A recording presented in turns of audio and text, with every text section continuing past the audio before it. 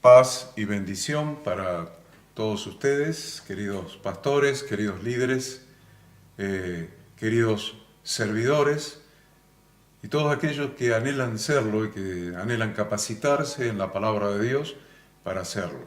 Hemos comenzado un estudio la semana pasada, el día viernes de la semana pasada, que lo completamos esta mañana en la reunión mensual de pastores. En la reunión mensual de pastores que llamamos reunión de consiervos. Allí hemos completado este estudio. Lamentablemente no tenemos la grabación de esa enseñanza de esta mañana con los pastores, así que yo voy a tratar de reproducir en este momento los conceptos principales para que ninguno se pierda la conclusión del estudio que hemos comenzado a dar acerca de los pastores que administran bien. El tema es los pastores que administran bien y vamos a ver esta segunda parte de ese tema y con esto creo que lo vamos a completar. Si bien la segunda parte, o sea, esta que vamos a ver ahora, esta mañana se llevó un poco más de 2 horas, el estudio de esta mañana con los pastores llevó un poco más de 2 horas, más o menos 2 horas 15 minutos, 2 horas 20, pero sabemos que cuando es en vivo, es con los pastores allí, los pastores hacen preguntas y el tema se va yendo un poco más amplio para que no queden dudas. Siempre yo estimulo a los pastores que cualquier duda que tengan en relación con el funcionamiento de la iglesia neotestamentaria, la palabra de Dios, las escrituras, las instrucciones de Dios, siempre que planteen esas dudas, esas preguntas que tengan para que en esas reuniones justamente se aclaren. Así que este tema se lleva un poco más de 2 horas esta mañana, vamos a tratar de hacerlo en poco más de media hora, 40 minutos, a lo sumo 45 minutos. Esa es la propuesta, vamos a ver cómo sale. Lo concreto es que estaba reflexionando cuando armaba este tema acerca de las personas a las que les predicamos el Evangelio, las personas con necesidad, las personas que son contemporáneas a nosotros, las personas que nos rodean. ¿Cuál es nuestra función pastoral? ¿Cuál es la función pastoral y por qué? ¿Y cuál es nuestra motivación pastoral? Vamos a tratar de pasar en limpio esas 3 cosas. ¿Cuál es nuestra función pastoral? ¿Cuál es el respaldo que tenemos en esa función pastoral para el ejercicio de esa función pastoral? Y qué debemos hacer y finalmente cuál es nuestra motivación, por qué lo hacemos.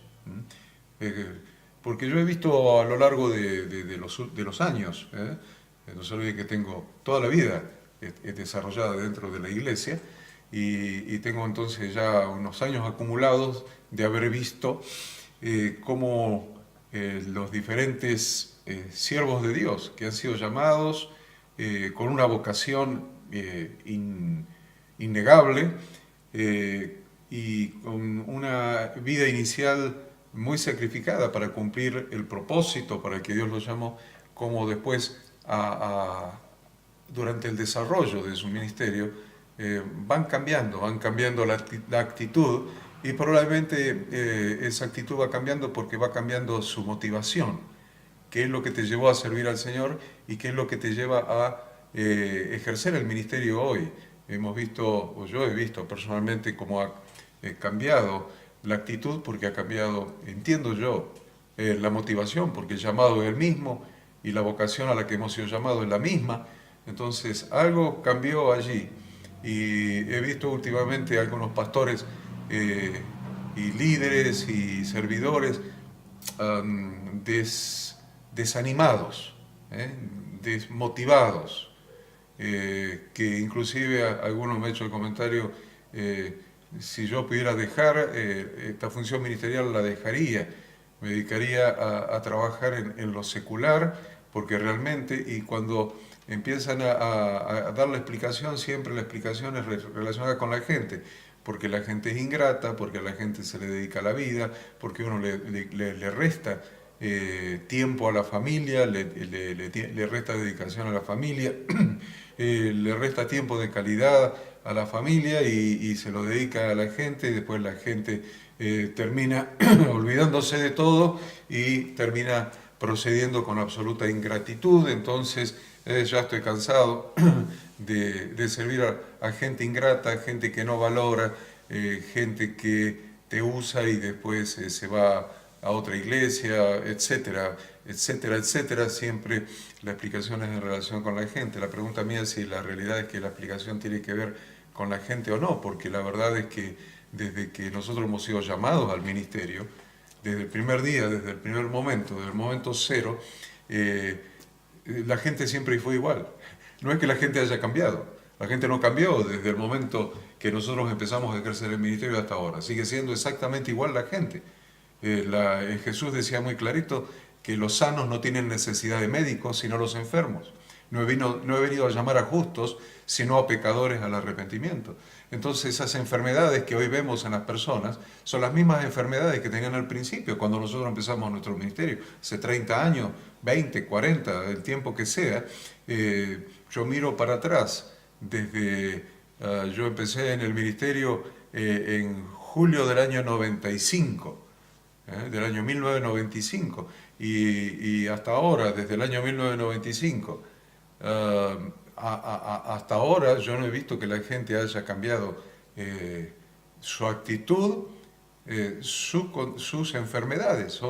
La iglesia, hemos dicho varias veces, un hospital para sanar el espíritu, para sanar la mente, el corazón y aún el cuerpo de las personas que vienen. Por eso Jesús decía, no he venido a llamar a justos, sino a pecadores al arrepentimiento, pero antes de decir eso decía, los sanos no tienen necesidad de médico, sino los enfermos. Entonces las enfermedades han sido exactamente las mismas, en mi caso por 20 y pico de años, creo que da 20 y pico de años, hasta hoy, y en otros más tiempo todavía. No ha cambiado la gente. Entonces si los pastores están desmoralizados, desmotivados, desanimados en este tiempo, no es porque la gente ahora es ingrata y antes no era ingrata, siempre fue ingrata.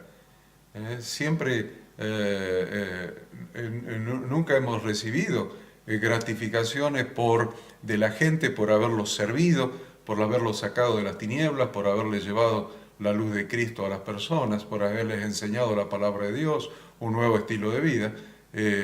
Nunca hemos recibido gratitud.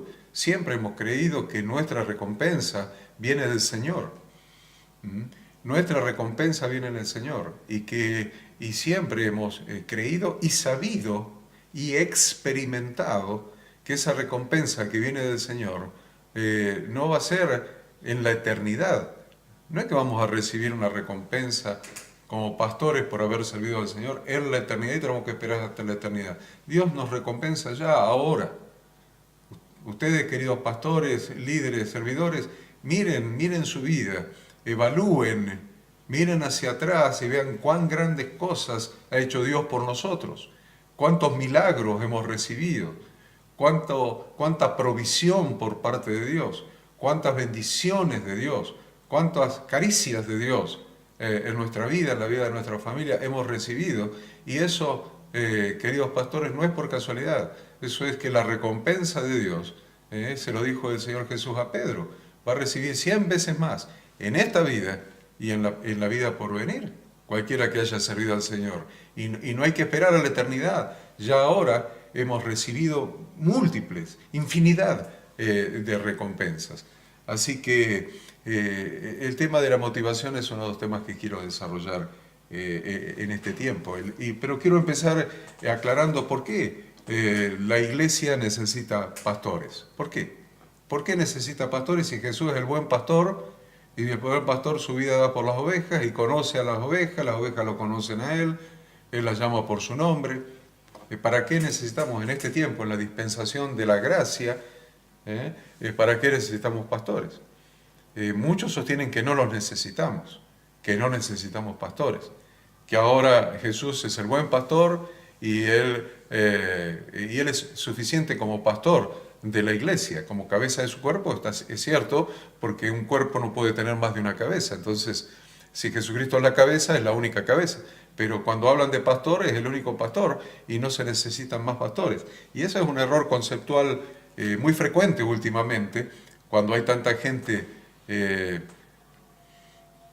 con dificultades con las iglesias porque dicen que han sido usados, que han sido manipulados, que esto, que lo otro, y andan dando vuelta por diferentes iglesias resentidos.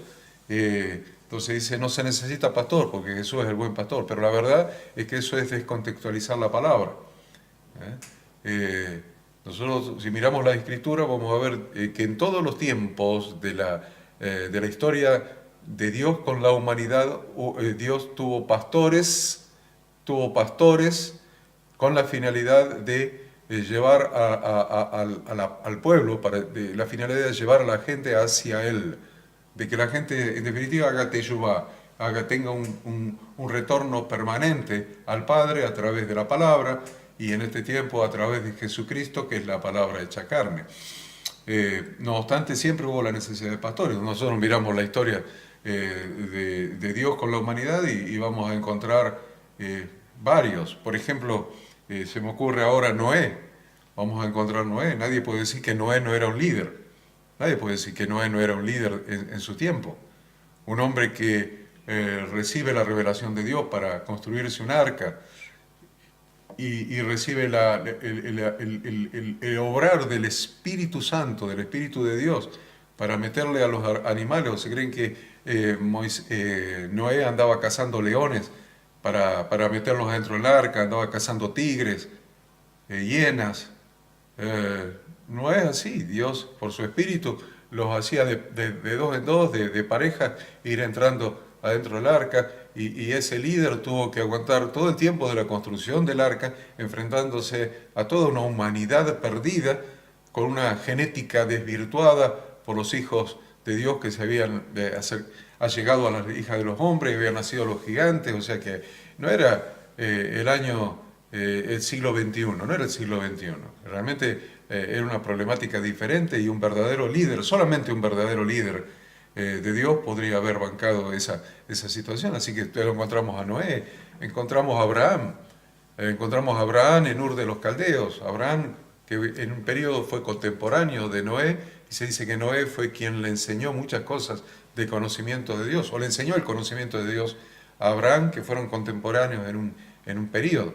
Pero Abraham fue un verdadero líder, salió de su tierra, de Ur de los Caldeos, con su papá, con su sobrino, con su esposa Saraí, y realmente se lo ve un verdadero líder, porque con 300 y pico de 318 creo personas fue a perseguir a Kedorlaomer, cuando esos 5 reyes habían invadido ahí y se habían llevado cautivos de Sodoma a la gente, y se había llevado a Lot, y etcétera, y salió Abraham y peleó y derrotó todos esos reyes, regresó, le pagó a las personas que le habían prestado soldados, le pagó a los diezmos a Melquisedec, rey de Salem, y le pagó al rey de Sodoma lo que correspondía, y se fue y dijo, bueno, nadie va a decir que el rey de Sodoma me hizo rico,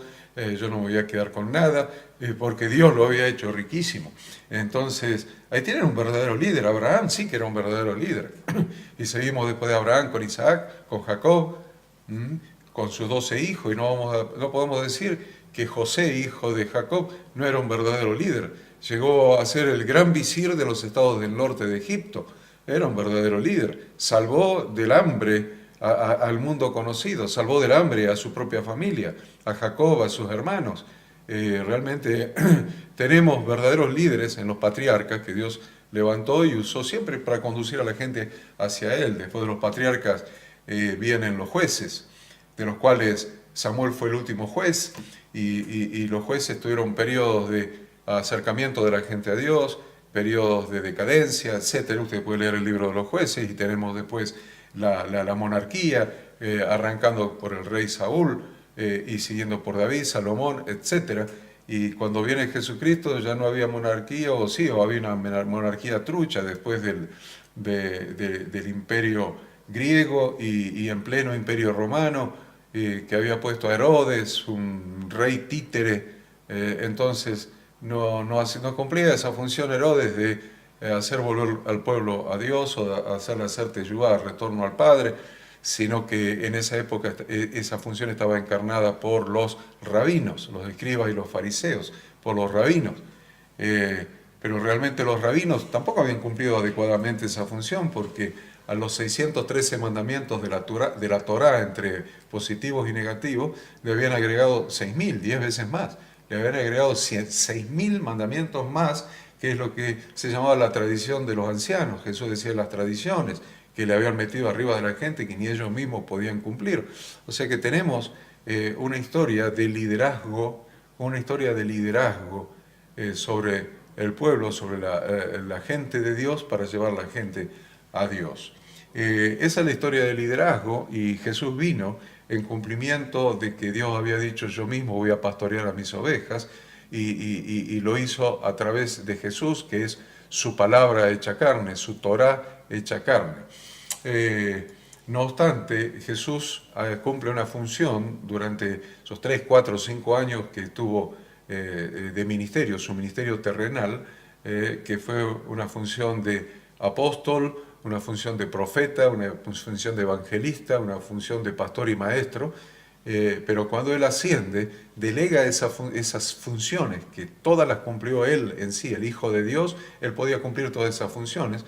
La Biblia, ya lo hemos dicho, especifica el cumplimiento de todas esas funciones, pero cuando Él asciende, reparte esas funciones entre nosotros, en los que hemos sido llamados con una vocación en relación con esas funciones.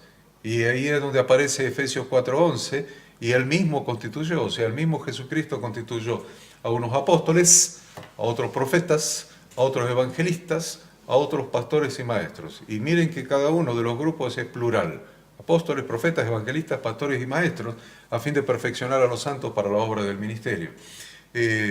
Entonces, ahí tenemos que lo que hizo solito el Hijo de Dios, un ser humano no lo puede hacer solito. Entonces toma grupos de personas y les delega, la función que Él cumplió, las delega en esos grupos de personas, en grupos de apóstoles, profetas, evangelistas, pastores y maestros. Así que ahí tenemos claro que el liderazgo no se terminó, de la iglesia, el liderazgo del pueblo de Dios no se terminó cuando Jesús vino a ser el buen pastor, sino que Él mismo delegó su liderazgo en personas para que sigan haciendo la obra que Él hizo.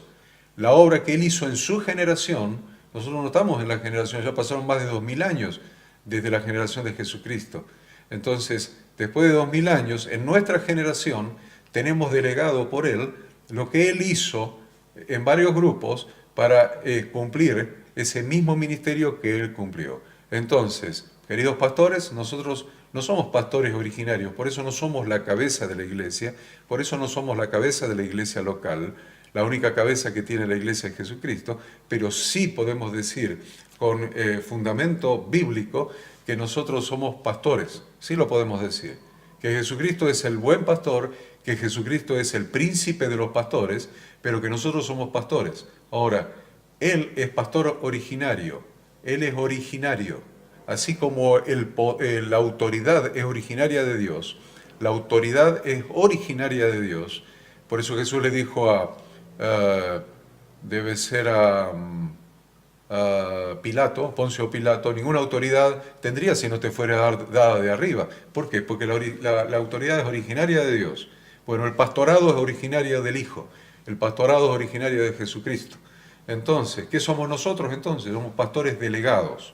Es como aquel que es apoderado de una empresa, apoderado de una persona, es apoderado. Hay una escritura hecha ante un escribano público que dice: este es apoderado. Él puede firmar los cheques como si fuera el dueño, puede administrar el negocio como si fuera el dueño, puede administrar sus recursos como si fuera el dueño, puede administrar sus empresas como si fuera el dueño, pero no es el dueño. Tiene una facultad delegada, y por ser delegada tiene que rendir cuenta de lo que haya hecho con esa facultad delegada. Entonces es lo mismo en nuestro pastorado. Sí que somos pastores, pero somos pastores delegados. Él es el pastor originario y Él nos ha delegado esa función repartida entre los ministerios, entre los cuales están pastores y maestros. Entonces, somos pastores delegados y un día vamos a tener que rendir cuenta de lo que hayamos hecho con esa función que no fue delegada. Ahora, la función nunca es delegada sin la cuota de autoridad para ejercerla. Sin la cuota de autoridad para ejercerla. Entonces, somos pastores delegados y Él nos y el Padre, que es el originario de la autoridad, nos ha delegado la cuota de autoridad para poder ejercer esa función. Por lo tanto, un pastor tiene una facultad delegada, una función delegada por Jesucristo, y el Padre respalda por su Espíritu Santo, respalda con la autoridad, con su autoridad, delegando autoridad para cumplir esa función. Por lo tanto, un pastor no tiene autoridad para cualquier cosa. No tiene autoridad para manipular a las personas. No tiene autoridad para prohibirle a las personas las cosas que se le ocurre al pastor. O hacerle hacer las cosas que se le ocurre al pastor. Un pastor tiene autoridad delegada del Padre en la medida del cumplimiento de su función. O para el cumplimiento de su función. Cuando yo cumplo la función de pastor, ahí entra el texto de obedecer a vuestros pastores y sujetaos a ellos. La gente me tiene que obedecer y sujetarse a mí. ¿Por qué? ¿Y en qué? ¿En qué? En mi función de pastor. ¿Y por qué? Porque para ejercer esa función delegada por Jesús, el Padre me ha delegado autoridad para ejercerla. ¿Se entiende? Entonces tengo autoridad delegada del Padre solamente para ejercer la función que la cabeza de la iglesia me ha delegado como uno de los miembros del cuerpo, que tiene una función especial. Entonces, ¿por qué el resto del cuerpo se va a sujetar a mí si soy un miembro más? No es así. Se va a sujetar a mí por una cuestión muy simple, porque yo estoy cumpliendo una función con una autoridad delegada, entonces en el cumplimiento de mi función, el cuerpo se va a sujetar a mí, pero hay otro miembro del cuerpo que es profeta. Entonces en el cumplimiento de su función de profeta, todo el cuerpo se va a sujetar a él, y así sucesivamente. Cuando está operando la cabeza a través de un miembro, acá la mano derecha, acá la mano izquierda, está operando la cabeza a través de un miembro, todo el resto del cuerpo se sujeta al miembro. No es que yo voy a agarrar el tenedor para comer, para alimentarme, entonces la boca no se sujeta, se cierra, no se sujeta. No, cuando la cabeza está ordenando a un miembro que funcione, le da la autoridad para que el resto del cuerpo obre acorde a la función que la cabeza le asigna a ese miembro. Por lo tanto, si le da la instrucción a esta mano de que tome un tenedor y tome un poco de puré, la boca va a acompañar. ¿Sí? Las mandíbulas van a acompañar, la garganta va a acompañar y todo el organismo simultáneamente, porque todo el organismo va a estar sentado a la mesa acompañando el cumplimiento de esa función. Va a estar todo el organismo, no va a estar jugando al fútbol el resto del organismo, todo el organismo sentado a la mesa acompañando el cumplimiento de esa función. Entonces quiero que entendamos eso, es importante. ¿Por qué? Es importante porque entonces nos ubicamos nosotros en cuál es la función que nos toca a nosotros. Como pastores, la función pastoral que nos toca.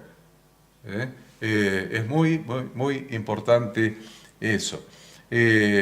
Ahora, la pregunta que yo me hacía era, ¿y cuál era la motivación de toda esta gente para hacer eso? ¿Que era una motivación de poder? ¿Una motivación económica?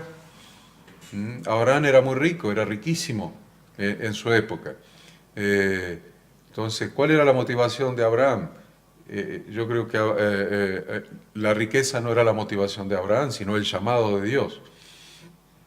El llamado de Dios fue su motivación. La pregunta que nosotros nos tenemos que hacer es, ¿cuál es nuestra motivación? Porque nuestra motivación puede desviarse. Yo no digo que nuestra motivación haya sido mala o sea mala. Yo digo, muchos han cambiado su motivación del principio y la han cambiado por el camino. Y ya no tienen la misma motivación que el principio. Ha cambiado su motivación. El apóstol Pablo, cuando va a Mileto, y desde Mileto hace llamar a pastores de Éfeso, nos enseña unas cuantas cosas. Eso es capítulo 20 de Hechos de los Apóstoles.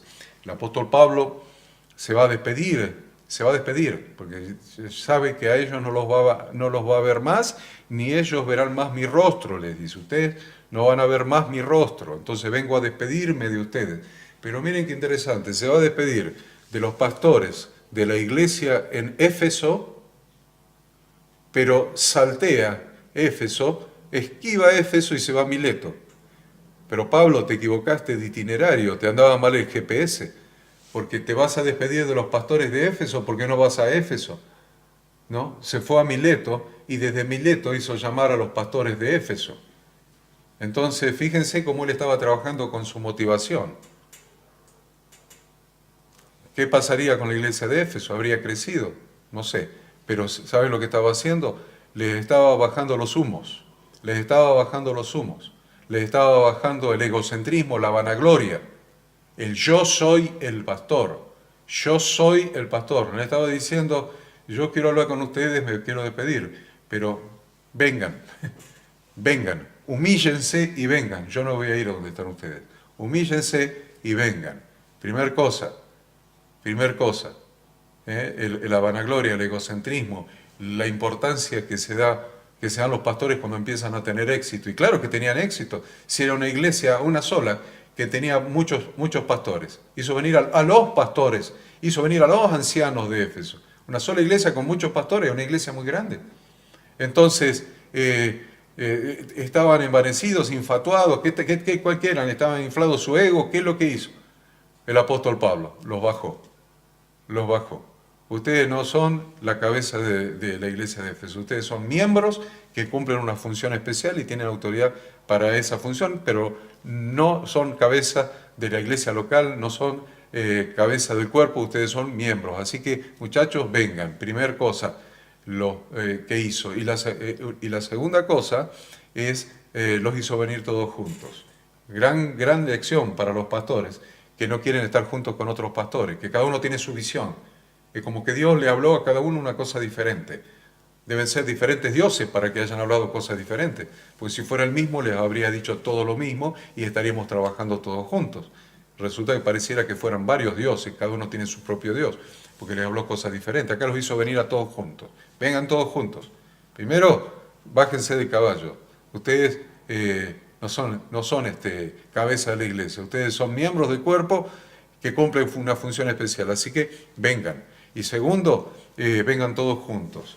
Y tercero, ¿ve que está hablando de motivación? ¿Cuál es tu motivación, querido pastor? El éxito que has tenido, que ahora la iglesia es numerosa y que todos te honran por ser el pastor de la congregación. ¿Cuál es tu motivación? Porque si esa es la motivación, acordate que no empezaste por ahí, empezaste con una motivación correcta. La motivación es la vocación y el llamado para servir. Ahí empezaste. Y muchos de los pastores que yo conozco han pasado muchas privaciones, muchos sacrificios, han derramado muchas lágrimas cuando empezaron en el ministerio, porque tenían en el corazón un fuego que no podían apagar, que era un llamado del Señor, una vocación para servir. Y no importaba el precio, no importaba el sacrificio, no importaba el hambre, no importaba las lágrimas, no importaba lo que había que viajar, no importaba lo que había que caminar, no importaba nada. Era un fuego en el interior que te impulsaba a servir. Entonces, ahora que está el éxito, ¿qué es lo que te motiva a seguir? El éxito es una mala motivación, porque hace que cada uno tenga su propia visión y todos estén separados y no se quieran juntar con otros. Entonces inventan tonterías, porque cree tal cosa y aquel cree tal otra cosa. Y cree tal... Si la Biblia es una sola, ¿cómo podemos llevar a la gente, cumplir nuestro ministerio pastoral y llevar a la gente a la unidad de la fe, como dice Efesios 4, debe ser 13, 14 por ahí, llevar a la gente a la unidad de la fe y del conocimiento del Hijo de Dios, varón perfecto? ¿Cómo podemos llevarlo a la unidad de la fe y del conocimiento? Unidad de conocimiento cuando cada pastor tiene su libreto, tiene un conocimiento diferente, su propio libreto, ha interpretado la Biblia como más le convino y no como está escrito, porque si todos estuvieran como está escrito, no habría diferencia entre uno y otro, no habría divergencia en el conocimiento de las Escrituras. Entonces, ¿cómo podemos llevar a la gente a la unidad de la fe cuando nosotros, con gente que está cumpliendo la misma función, no tenemos unidad de la fe ni del conocimiento? Ahí tenemos un problema. Ahora, el apóstol Pablo dice, bueno, pero tal vez la motivación pueda llegar a ser otra. Y entonces, no sin querer, en Hechos 20:33, no sin querer, en Hechos 20:33, les habla de dinero. Ni plata ni oro, ni vestido de nadie he codiciado. Ni plata ni oro, ni vestido de nadie he codiciado. ¿Por qué les habla de esto a los pastores de Éfeso? Por una cuestión de motivación. Él quería asegurarse que los pastores de Éfeso tuvieran la motivación correcta. Y le dice, mire muchachos, yo merecía vivir del ministerio, porque el Señor Jesús enseñó que los que trabajan en las cosas sagradas tienen que vivir de las cosas sagradas. Así lo enseña la Torá, lo enseñó el Señor Jesús, no pongas bozal al buey que trilla, así que yo merecía vivir del ministerio. Sin embargo, esa no fue mi motivación. Mi motivación fue otra. Entonces, les estoy diciendo, ni plata ni oro, ni vestido de nadie he codiciado. Y sigue diciendo en el versículo 34, antes vosotros sabéis que para lo que me ha sido necesario a mí y a los que están conmigo, estas manos me han servido. He trabajado. 35, y en todo os he enseñado que trabajando así se debe ayudar a los necesitados y recordar las palabras de Jesús que dijo, más bienaventurado es dar que recibir. Pablo trabajaba con sus manos, de modo que le alcanzaba para mantenerse él y para ayudar a los necesitados. Y también trabajaba enseñando. Enseñaba en la escuela de uno llamado Tirano con 2 Ns. Eso está en Hechos 19:9. Entonces, es muy interesante porque también le sacó la otra motivación errónea, que es la económica. Y vuelvo a repetir, muchos empezaron sufriendo mucho y padeciendo muchas necesidades de ellos y de su propia familia cuando empezaron en el ministerio. Entonces, ¿por qué ahora están tan desesperados cuando les están bajando los diezmos y ofrendas de las iglesias? Porque el país ha entrado en una recesión que creo que va a ser la peor recesión desde que la Argentina existe. Una recesión terrible, donde la gente no tiene ni dinero para comprar. Acuérdense que quieren controlar los precios bajando la base monetaria, bajando el dinero circulante, y al bajar el dinero circulante están bajando la demanda. Al bajar la demanda en el libre juego de la oferta y la demanda, lo que debería hacer es bajar los precios, ¿sí? Donde se cruzan las curvas de oferta y demanda, al haber menor demanda tienen que bajar los precios. Ya sabemos que en la Argentina no funciona eso, porque en la Argentina existe una palabra que se llama estanflación. Estanflación quiere decir recesión con inflación, porque los empresarios, el mercado argentino es muy chico y es oligopólico, o sea, son pocos los empresarios en cada rubro, así que hacen lo que quieren con los precios. Así que puede haber recesión, la gente puede tener menor poder adquisitivo, el empresario va a aumentar los precios todas las veces que se le dé la gana, entonces van a subir los precios y la gente va a tener cada vez menos dinero para comprar, pero no va a funcionar las leyes de la economía de hacer bajar los precios. A lo sumo van a bajar la cantidad producida y van a empezar a suspender gente en las empresas. Así funciona la economía en la Argentina, se llama estanflación. Entonces quiere decir que la miseria que viene es cada vez peor.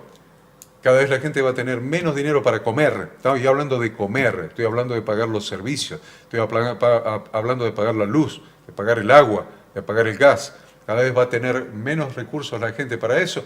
Y que es lo lógico, que en la iglesia cada vez haya menos diezmos y ofrendas. Es lo lógico entre la gente, entre comprarle leche a sus hijos para que coman y darle el diezmo a la iglesia, por más que hayan sido convencidos de que le roban a Dios, de que van a ser malditos si no dan el diezmo, la gente le va a dar de comer a sus hijos porque yo prefiero ser maldito y no que mi hijo se muera de hambre. Es elemental. Lo que pasa es que los pastores nos salimos del foco y le decimos cosas a la gente que ni siquiera nosotros creemos que son así. Nos salimos del sentido común, nos deshumanizamos. Se cambió tanto la motivación que nos tiene en el ministerio que nos deshumanizamos con la gente. Entonces, la realidad cruda, queridos pastores, es que cada vez vas a tener menos plata en las bolsitas, cada vez menos plata en las canastitas, en las cajas, no importa lo que haya en tu iglesia, bolsa, canasta, caja, lo que haya, cada vez va a haber menos dinero ahí, cada vez va a alcanzar menos el dinero. Ya hay pastores que están haciendo la gente vendiendo pollo, vendiendo empanadas, vendiendo pastelito, vendiendo torta, vendiendo panes, vendiendo lo que sea para poder pagar el alquiler del local. Ya está sucediendo. Entonces ya hay muchos pastores que dicen, ve que la gente esta no da el diezmo, claro. ¿Cómo va a dar el diezmo? Pero ve que le bajan los recursos y ve que él vivía de los recursos de la iglesia y que ya no le alcanza para vivir de la misma manera que vivía hasta ahora. Entonces, si se ve que la gente es ingrata, y viene la depresión, viene el bajón, viene la desmotivación. ¿Por qué la desmotivación? Porque la motivación no había sido la misma del principio. Ahora cambió la motivación. Fue cambiando la motivación sin darse cuenta y ahora, y eso se ve porque ahora algo que cuando empecé ni lo había tenido en cuenta, que es pérdida de poder o pérdida de dinero, o pérdida de recursos o pérdida de salario, lo que sea, me está queriendo hacer salir del ministerio. Es muy interesante estudiar esto, analizar esto, porque debemos entender cuál es la motivación correcta. La motivación. Acuérdense que todos los pecados que están descritos allí en el mensaje de nuestro Señor Jesucristo a las 7 iglesias del Apocalipsis, todos esos mensajes a las 7 iglesias son pecados de la iglesia hoy. Lea los mensajes a las 7 iglesias y usted los va a encontrar en las iglesias hoy. Has dejado tu primer amor. Un mensaje a una de las 7 iglesias. Has dejado tu primer amor. Esto tengo contra vos, que dejaste tu primer amor. Por tanto, volvé y hacer las mismas cosas. ¿Entienden? Algo que está sucediendo, principalmente en los pastores. El espíritu de Jezabel. Tengo algo contra ti, que toleras a esa mujer Jezabel. Cada vez más vemos iglesias que están manejadas por las esposas de los pastores y no por los pastores. ¿O no lo ven ustedes? Cada vez más iglesias están manejadas por las esposas de los pastores. Algunas directamente, de una manera frontal y abierta, toman la manija de toda la reunión y ellas dirigen toda la reunión de principio hasta el final. Están manejando la iglesia en lugar de los pastores, o sea, han perdido el sacerdocio los pastores. Otras lo manejan de manera encubierta, manejando al marido, manejan la iglesia. O sea, ya sea abiertamente o ya sea encubiertamente, el espíritu de Jezabel está presente en la iglesia, en las personas de muchas esposas de pastores. Me van entendiendo. Entonces, el espíritu del nicolaitismo, los nicolaitas que son aquellos que se quieren separar al clero, una casta especial, el clero, de los laicos. Eso eran los nicolaitas. La aparición del clero temprano se llama, el clero temprano en la iglesia. Separar al clero como una casta especial de profesionales de la religión que están arriba de la gente y controlan y dominan a la gente, y los laicos, que son los que están sentados sosteniendo al clero. Ese es un pecado que está hoy en la iglesia. Todos los pecados que están en las 7 mensajes de las 7 iglesias están hoy presentes, hasta los nicolaitas, que es el clero que domina a los laicos. Entonces, me quedo con la palabra que le dijo Eliseo a Giesi. Eliseo a Giesi en 2 Reyes 5:26 le hizo una pregunta: ¿es tiempo de tomar plata? ¿Es tiempo de tomar plata? ¿Es tiempo de tomar plata? ¿Por qué el apóstol Pablo trabajaba con sus manos para autosostenerse a él mismo y sostener al equipo apostólico que lo acompañaba? Porque en esa época, los filósofos griegos andaban de ciudad en ciudad predicando sus filosofías y haciendo discípulos. Y a los discípulos les pedían los aportes correspondientes. ¿No les suena a iglesia contemporánea? Eso es lo que hacían. Iban de pueblo en pueblo, de ciudad en ciudad, predicando sus filosofías y asombrando con su dialéctica a la gente, y hacían discípulos, y los discípulos los sostenían.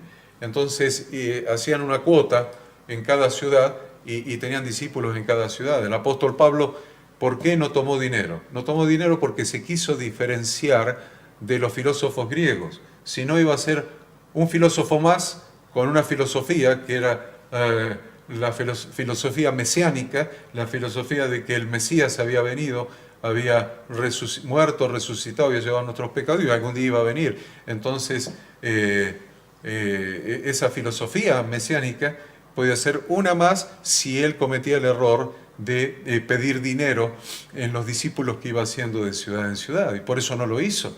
¿Por qué? Porque hay que entender los tiempos. Queridos pastores, hay que entender los tiempos. ¿Cómo es este tiempo? ¿Cuál es este tiempo? Las palabras de Eliseo suenan hoy más que nunca. La palabra de Eliseo a Giesi. ¿Es tiempo de tomar plata? ¿Es tiempo de tomar plata? ¿Saben qué? Giesi iba a ser el Eliseo. Giesi iba a ser el Eliseo de Eliseo. A ver, estaba Elías, apareció Eliseo, y Giesi iba a ser el Eliseo. Como fue Eliseo con Elías, el sucesor iba a ser Giesi. Sin embargo, lo único que heredó Giesi fue una lepra que lo dejó blanco como la nieve. Entonces, y sus descendientes heredaron la misma lepra. Es muy importante eso, porque Efesios 4.1 dice: yo pues, preso en el Señor, os ruego que andéis como es digno de la vocación con que fuisteis llamados. Yo pues, preso en el Señor, os ruego que andéis como digno de la vocación con que fuisteis llamados. Efesios 4.1. Y 1 Timoteo 5.15 dice: manteniendo la fe y la buena conciencia, desechando la cual naufragaron en cuanto a la fe algunos. Tengamos la buena conciencia, hermanos. No tengamos nada encubierto. Rindamos cuentas. Tengamos tesoreros en las iglesias que rindan cuentas. No seamos nosotros, que la caja de la iglesia no sea nuestro bolsillo. ¿Cuál es la caja de la iglesia? El bolsillo del pastor. Hermano, es terrible eso. Tengamos tesoreros, protesoreros, tengamos ancianos, tengamos copastores en las iglesias. Seamos claros en la rendición de cuentas. Cuánta plata entra, cuánta gente sale, de qué entra la plata, dónde se va la plata, en qué conceptos. Seamos claros, rindamos cuenta a la congregación, al cuerpo. El dinero es del cuerpo. No nos creamos eso de que el dinero, el diezmo es de Dios. Eso es mentira. Eso es mentira. Ah, porque vosotros me habéis robado. Claro, eso es Malaquías. Y tampoco se está refiriendo que Dios quería agarrar el dinero. Lo que quería Dios es que no le falte dinero a los pobres, al levita, al huérfano, a la viuda y al extranjero. Lean todo Malaquías. Entonces, el dinero que se da en las iglesias no es de Dios. Dios no necesita el dinero porque es dueño del dinero. El dinero es para el cuerpo, para que el cuerpo pueda operar, para que pueda pagar el alquiler, pueda hacer campañas, pueda hacer lo que tenga que hacer, es para el cuerpo. Por lo tanto, queridos tesoreros de las iglesias, ríndanle cuenta al cuerpo de lo que hacen con el dinero para tener la motivación correcta. No desechemos la fe y la buena conciencia por dinero, por haber cambiado la motivación de nuestro ministerio. Voy a llegar hasta acá porque el tiempo ha transcurrido, pero voy a cortar e inmediatamente voy a grabar la parte que sigue para tenerla grabada ya para pasarla al viernes siguiente.